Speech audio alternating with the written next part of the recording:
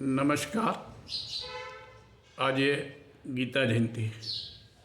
આજથી લગભગ 5100 વર્ષ પહેલાં શ્રી કૃષ્ણ ભગવાને કુરુક્ષેત્રની રણભૂમિમાં પોતાના સ્વમુખે ગીતા જ્ઞાન વહેવડાવેલું. ત્યારથી સમાજ, સારી દુનિયા ગીતા જયંતિના ઉત્સવ તરીકે આ દિવસને ઉજવે છે. ગીતા એ માત્ર એક જ એવો ગ્રંથ છે કે જે ગ્રંથની વિશ્વમાં જયંતિ ઉજવાતી હોય. આ એની વિશિષ્ટ બાબત છે.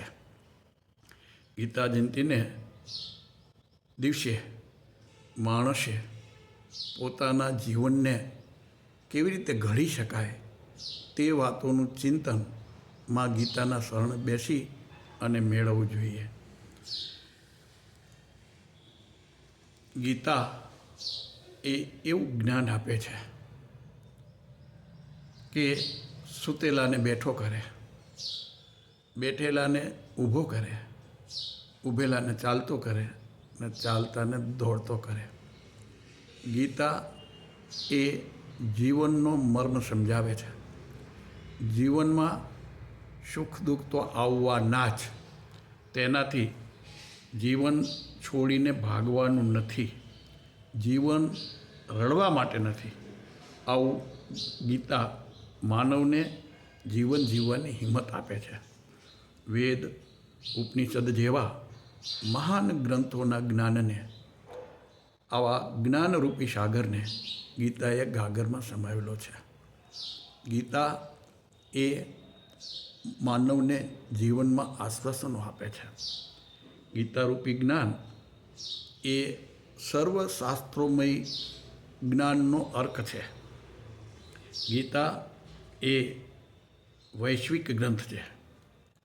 આમ ગીતા એ મા છે. મા તરીકે ગીતા પાસે જઈએ અને ગીતાનું શરણું લઈએ તો દરેક સમસ્યાનો ઉકેલ મળે છે. જીવન જીવવા જેવું લાગે છે અને આશાનો પ્રકાશ ઊભો થાય છે.